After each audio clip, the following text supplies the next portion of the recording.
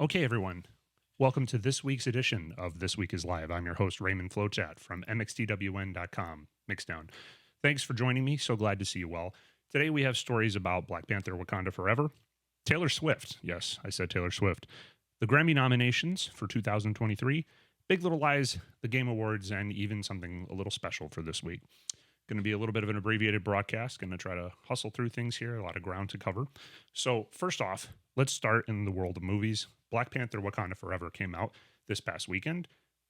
As expected, a pretty big success, just a smidge off the results of the first Black Panther film, but still a massive success in a post-pandemic time where people are still kind of apprehensive about going to the movies in general. Now, the first movie did about 202 million at the domestic box office. This one did about 181 million. Still gigantic as far as any movie is concerned in terms of what is possible in a post-pandemic world, but smidge off what the first one did. It's a giant epic film. If you haven't, read our review of the movie. It is very James Cameron-esque in terms of the scope and stature of what it's aiming for. Very fun movie nonetheless. Secondly, in the world of music, Taylor Swift fans are very unhappy right now, and a massive blame game is starting to break out amidst different corners of the music business between Taylor Swift's management, Ticketmaster, and the fans. Now, Taylor Swift has done what has previously usually been considered impossible, where she announced a gigantic stadium tour. Now, if you're not a giant music biz person, you have to understand the way ticketing works in some small measure. Usually, club shows are the common place that people see music. A step up from that is theaters. A step up from that is arenas. A step up from that is amphitheaters, which are sometimes called sheds. And then the biggest place that any band can play are stadiums, baseball parks, football stadiums. There aren't many bands ever that have been able to do this. I mean, you're looking at like Bruce Springsteen, Madonna, U2. There aren't many bands like the Foo Fighters just kind of inched into the realm where that was possible. I mean, Tool is famously one of the most successful touring bands that America has, and Tool hasn't really gotten to the point where they've tried to do a stadium tour. I mean, Guns N' Roses did back in the day with Metallica quite famously, but Taylor Swift, no kidding, has a 52-date stadium tour. That means that there's demand enough to fill 30 to 40 to 50,000 seats almost everywhere she went. Add to this to the fact that after the shows were initially put on sale, it started with a massive batch of shows, and then they added 17 more. And the Los Angeles area show at SoFi Stadium, they added a staggering 4 more. So that means that Taylor Swift is expected to sell out or get close to selling out 5 shows at stadiums in the Los Angeles area alone. Now, the tickets for this tour are massively expensive, in keeping with what almost everything about concerts nowadays tends to be. There's too many people, too high a ticket price. It's getting more and more exorbitantly, expensive to be able to even attend shows. But in the case of this tour, the Taylor Swift fans found themselves in a similar position as Miley Cyrus fans did back in the Hannah Montana days, something in the neighborhood of 15 years ago, where as the show started to be announced and fan pre-sales and the ability for fans to get tickets basically started to come online, a lot of fans found themselves not getting tickets. They'd sit there for a very long time in queues, waiting, hoping for a chance for, the option to spend $300 a ticket or more to be able to see Taylor Swift. And they were greeted with, queues that never moved, 502 error pages, or in some cases, just everything kind of froze and nothing happened. And effectively, a lot of tickets were gobbled up very quickly. And a lot of tickets weren't possible for other people to get. Many people did. Ticketmaster issued a statement claiming that something in the neighborhood of several 100,000 tickets had been sold just in the first day. But then, of course, that didn't stop people from being massively upset about how difficult the process was, and, of course, the price that they were ultimately paying for it. It's a complicated animal. We could probably do a whole show just on the dynamics of how concerts and tickets are basically staged in terms of the music biz. But suffice it to say, whereas you're going to see a lot of henpecking about whose fault is it that things are as expensive as they are, it's usually holistically an entire music industry level thing. It's every apparatus of the infrastructure is involved in what ends up being the ticket price that you end up paying. It's not as simple as Ticketmaster. Ticketmaster is a ticket broker. They are not the company that is setting the ticket price. There is a promoter. There are venues. There are rental fees. And of course, there's also the artist and their management, their team. and how they dress the show. I mean, you got to imagine you're not going to see Taylor Swift playing at SoFi Stadium in a stripped down, just in a band on stage, no adornment. There's going to be a spectacle. There's going to be dancers. There's going to be different layers of pit access. There's going to need to be massive security and lighting and pyro and video. So a lot of people in the next week or two, you're going to see a lot of henpecking about effectively whose fault is it that these shows are so exorbitantly expensive? Why is it that this tour is so expensive? Why is it that it is so hard to get tickets for this? But of course, on a simplistic level, everything nowadays, as we've covered in the last few weeks of this show, is getting way more expensive than it should be. But then on top of that, in addition to that, this is an insane level of demand. You don't hear about people rolling numerous dates at stadium shows all over the country. It is incredibly rare to do that. Now, if you're a Taylor Swift fan, you should be immensely proud of yourselves because you've made probably the most successful female artist in history. I mean, almost no one ever has gotten to this level of demand and excitement. I mean, way back in the day, for a brief time, I worked at Ticketmaster, and the talk was at the time everyone was hoping Led Zeppelin would reunite, that Robert Plant would finally agree to join up with Jimmy Page and to actually be willing to do a Led Zeppelin reunion tour, which of course boatloads of money were offered to them, quite publicly known, and they all turned it down, and ultimately Robert Plant didn't want to do it. But at that time, the theorem was this would have meant a stadium tour on this level. Led Zeppelin reuniting. I mean, pretty much the biggest band in history that broke up far before most people got a chance to see them, never to reunite again. This is crackers. So, moving on from there, also in the world of music, the 2023 Grammy nominees have been announced.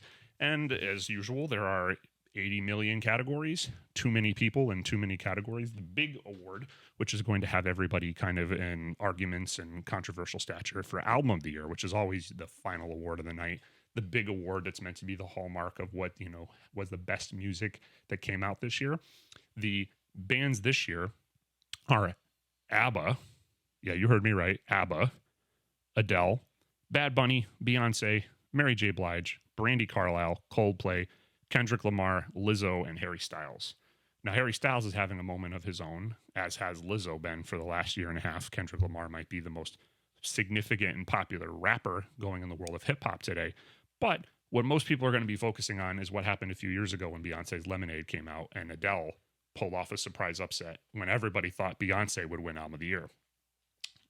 Quite famously, Adele was not even happy that she prevailed over Beyonce, and a lot of people are going to be looking at this as a rematch of sorts. But as someone who's been kind of a dork for the Grammys for a long time, I know a lot of people just turn a blind eye and don't really like the Grammys. They don't think it actually represents anything that they care about in music. And, I get that. I completely understand that complaint from a logistical sense. I mean, there's not a lot of what most people listen to that happens on the Grammys. It's decidedly very, very pop culture. But that being said, I would be on the lookout if I were an Adele fan, or if I was a Beyonce fan, or a Kendrick Lamar fan, or a Lizzo fan.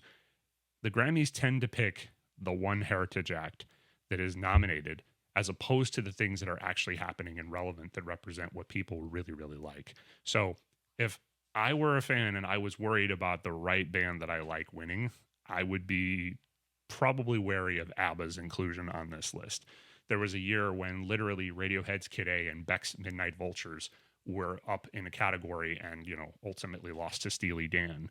It is very, very, very common that the Grammys, just by the nature of the age, the relative age of the voting block of the, Grammy voting committee, tends to pick the band from 20, 30 years ago that they should have given the Album of the Year to 20, 30 years ago for some album that's kind of lukewarm successful now. So I'd be on the watch for ABBA if I was a Beyonce fan. That is the dark horse for that category. Other bands nominated that Mixdown loves: Wet Leg, Yeah Yeah Yeahs, Beck, Turnstile, Ghost, and Brandi Carlile, somewhat curiously in a rock category. Interesting, but there tends to be a blurring of the lines. The Best Metal Performance category this year, which sometimes has been Best Metal Album and sometimes is Best Metal Performance, features Muse. I mean, I don't know. Is Muse, a heavy metal band? I don't know if Muse would categorize himself that way, but sure, why not? Also in the world of television, the very popular HBO show Big Little Lies may or may not continue to a third season. Quite famously, in the last year, the show's creator, John-Mark Vallée, tragically passed away, and stars Zoe Kravitz and Reese Witherspoon have expressed doubt that the show could go on without him, since so much of the show was his vision, his directing, his partnership with them in terms of bringing the vision of the spirit to light.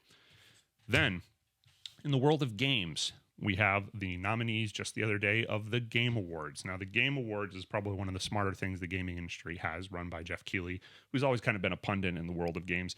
And the Game Awards have become kind of like the Oscars of the video game world. Now, while various components of media might get more attention, kind of like how, you know, football and basketball might seem like the dominant sports, but like really soccer is the most popular sport in the world, or NASCAR is the most popular sport in America. Really, when it comes down to it, video games are probably the most successful medium in the world of entertainment, as far as just raw dollars made and time and attention that people spend on them. So there wasn't really a big award show for this. And so Jeff Keighley did the smartest thing and built a show that's become kind of a hub, because, you know, it's not really a place where bands can perform. They do have some performances, but it's, you know, the world of games. You can't have people just on an award show playing games. So what they have is a mix of the categories and the winners and the nominees announced, and then ultimately the winners get to make an acceptance speech, just like the Oscars or the Emmys or any other normal show like that. But then, in addition to that, it's also a place where many of the major game studios get to come and tease their wares, which is exactly why people go to things like E3. They go to basically see early access footage or early playable demonstration footage of what games are going to look like. This year's nominees, the big award, and we'll go through all of them, but the big award for Game of the Year feature A Plague Tale Requiem, Elden Ring, which is gigantic, massively multiplayer online game. Not online, but massive game of open world proportions. God of War Ragnarok, which seems to be the game of the year, and just as far as perception is concerned. The sequel Horizon Forbidden West, Stray, and Xenoblade Chronicles 2. Interestingly, the best performance category, which was always like best voice acting, which usually had a best male voice actor, best female voice actor, is just best performance, and is a smaller pack. Instead of 5 nominees for male and female, it is just male and female together, featuring Ashley Birch from Horizon Forbidden West, Charlotte McBurn from Plague Tale Requiem, Christopher Judge from God of War Ragnarok, Manon Gage from Immortality, and Sonny, I'm going to pronounce this wrong, Suljic from God of War Ragnarok. Now, usually we only do 5 stories on This Week is Live, but I want to slide in a 6th one just because it's kind of a personal note, me and my family. The comedian Leo Anthony Gallagher Jr., quite famously known as Gallagher, tragically passed away in the last week. Now, if you're young, you might not really know who Gallagher was. If you grew up in the 80s, it was kind of a thing that was hard to get away from. Gallagher was in that early wave of, you know, made-for-TV special comedians, and his comedy specials from the early 80s reran for about 10 or 15 years into the 90s. Gallagher became famous in the Los Angeles area initially by doing a gimmick that he kind of carried through the end of his career, which was called the Sledge-O-Matic, which was this giant hammer that he basically smashed fruit on. Now, as his career evolved and he got more popular and he became a pretty famous comedian, a lot of what he did ended up being very observational humor, like odd ruminations about life. Now, he is thought of as a prop comic, but a lot of his shows, I mean, how much time can you stand on a stage smashing fruit with a giant, like, sledgehammer? But effectively, a lot of his shows were very Seinfeld-esque at a time before Seinfeld became so popular, where it was a lot of odd musings about the silly stuff in real life and the things about being, you know, a father, a parent. In my house, our family, we watched every one of these specials, and Gallagher was very silly, but was also very witty and very smart. And effectively, he was a great fixture in our home. And, you know, people who know me know that I will ultimately be quoting Gallagher lines all the time. There's a joke that he used to make about a wagon wheel, seeing it anytime you see a big country spot in the, and a big spread out in the country, and then you see a wagon wheel and a wagon axle out by the barn. That's why they call them settlers, because what they'd settle for. If you were driving a wagon across the country and a wagon broke down, you were too dumb, too lazy to fix it, that's where you stayed. So Gallagher passed away due to a short illness. According to TMZ, massive organ failure. He was 76 years old. Rest in peace, Gallagher. For this week's story, just to wrap up here today, I just wanted to spend a moment talking about one specific thing that was a big part of the, embryonic state of what Mixdown became, and a big part of what influenced us to do the things that we did as a magazine. And that is an album that probably not a lot of you know, but every one of you should go and listen to, and quite frankly, every one of you should go buy, right now, which is an album called Book M, M as in Mary, by a band known as the Secret Chiefs 3.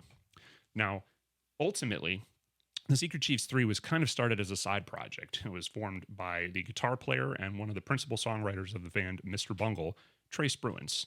Now, Secret Chiefs 3 was kind of a lark at first, and it was Trace Bruins along with Mr. Bungle's bassist, Trevor Dunn, and their drummer, Danny Heifetz, and very quickly kind of evolved into like a one-stop shop for everything that Trace Bruins was capable of. Now, those of you that probably follow Mixdown are probably well aware of Mike Patton, Faith No More, and all the crazy bands that he's in. But as Mr. Bungle started to wind down, Trace Bruin started to wind Secret Chiefs 3 up, and he created his own label for it, Mimicry Records, so that he'd have a place to be able to release their music at his will and whatever way he wanted without label interference, and started releasing a whole bunch of different bands too that were very good in, underground countercultural circles like Sleepy Time Gorilla Museum. But right at the dawn of the 2000s is when this particular album, Secret Chiefs 3's Book M, comes out. Secret Chiefs 3 Book M famously comes out basically right after the 9/11 attacks, right as the whole world basically rips open and everything starts to get really, really strange. And I remember personally, I bought the record in Philadelphia at a local record store, which was Tower Records, or actually, I correct myself, it was HMV. And for you youngins out there, that actually stands for His Master's Voice. Take a look into that when you have a moment. It's an interesting connection. But at any rate, when I went to go buy this particular record, back when there were CD stores everywhere, and there were just every release in every CD store, there was only one copy of this record. HMV in Philadelphia, as big a store as that was, had only deemed to have one copy of Secret Chiefs 3's Book M. Now, this album is a stunning masterpiece as far as what music, especially music without vocals, is capable of. It's mostly an instrumental album. There's some light voices as far as instrumental arrangement is concerned. But for the most part, this was an album that Trace Bruins had kind of recorded all over the place. And then, as it says in the liner notes, everything about it was mixed and mastered in one laptop, what he called Forking Path Studios. Now, that's not as exciting now in 2022 as it was in the year 2000. But when you hear this record, given what technology was into the year 2000 and 2001, I mean, you're talking at best like loose Pro Tools rigs, and it is jaw-droppingly pristine. Probably one of the best recorded albums and best produced records I think I've ever heard, along with, say, King Crimson's In the Court of the Crimson King. It is just sterling in its quality and how pristine it is. And most importantly, the band had kind of evolved to their apex at this point. And this is the point where they kind of became this genius and horrifying blend of all the same time Middle Eastern music, folk music, Italian horror movie music, surf music, death metal, and to some extent, some measure of jazz. And it is insane when you hear it all at once, but somehow it really, really works. How you're going from something that sounds like a surf band straight into something that's death metal guitars, but then again into a completely folksy kind of number, all in the span of about 30 seconds. Every song on this record is its own little cinematic journey. Every song is something that is just fascinating in terms of its approach. I've long called this record, to anyone that will listen, the undiscovered paradise of modern music. I honestly think this is the best band you don't know about, and I don't give that up lightly. People who know Pitch Mixdown for coverage, or our writers or reporters or anyone that's ever interacted with me know I don't give that up lightly. It is a gorgeous record. If you've never heard it, stop what you're doing right now and get it. I can say that a big part of what Secret Chiefs 3 did in this record was a big part of the early formulation of Mixdown as a publication. A big part of what we ultimately went for was that bold and fearless notion that music could be anything. It could be anything that you want it to be, and it didn't need to be limited or confined to some notion of what you could or couldn't do. Trace Bruins' approach to everything was, I have all these different mantles, and I'm going to combine them together into one kind of mix. And he's basically using these genres the way a painter might use paint. And then effectively, basically layered them together in a way that basically creates artifacts, sounds, tapestries together that you never would have expected, that work in ways you never would have expected. Now, in the years since, there's been sporadic releases from Secret Chiefs 3. They did do a follow-up record called Book of Horizons, which was meant to be the next installment of a 3-part sequel, The Book of Truth, as it was called. And since Book of Horizons, there's been satellite releases because Trace Bruins has literally bifurcated all these different identities, all these different genres and flavors of the bands into sub-identities. So it's not just Secret Chiefs 3, there's Secret Chiefs 3 Ishrakiyun, there's Secret Chiefs 3 Forms, there's Secret Chiefs 3 The Holy Them, there's Secret Chiefs 3 there's Secret Chiefs 3 The Traditionalists. Some of these bands have started to do their own tours and started to do their own shows and even had their own albums. Secret Chiefs 3 Ishrakiyun, which is the decidedly Middle Eastern folk music kind of flavor of the band, has already had its own album come out. There's also been releases from Secret Chiefs 3 which is the surf band portion of it. But suffice it to say, this is something that if you don't know, you should know. There's nothing better out there as far as really forward-thinking, diverse, and experimental music. There's nothing that is, when I play it for people, most people have never heard of it, but if I ever actually take the time to play it for people, they immediately go, wow, this is really good. And in that respect, I promise you it's worth your time. Now, we're not going to spend a lot of episodes of this show getting deep on specific albums. We're going to cover a lot of different subjects over the weeks and months to come. But this is something that I think is worthy of special inclusion. Not too long ago, I interviewed Scott Ian, guitarist of Anthrax, and we talked about how he was excited to be a part of the Mr. Bungle reunion and how much of a fan he was. And literally in the midst of this interview, Scott Ian and I went on like a 10-15 minute kind of like diversion where we just kind of gushed about how brilliant of a guitar player, songwriter, craftsman, and thinker Trace Bruins from the Secret Chiefs 3 is. So I cannot say enough good things about it, and people as good as Scott Ian are in the same boat. If you have a chance, go buy it, find it, Mimicry Records, Secret Chiefs 3, Book M. You're probably not going to get a better album. That's all for This Week is Live. Thank you so much for joining us again. So glad to see you well. We'll be here each week as we have been. And as we've mentioned, we're going to be posting these episodes on YouTube, probably, the early part of the following week. And then we'll be going live here every Thursday, usually in the afternoon. This week, we're a little bit earlier than we normally were. But thank you again so much for joining us. If you like what you heard or what you saw, please subscribe to us on YouTube. Please follow us on Twitch. And we'll see you back here next week on This Week is Live. Thanks.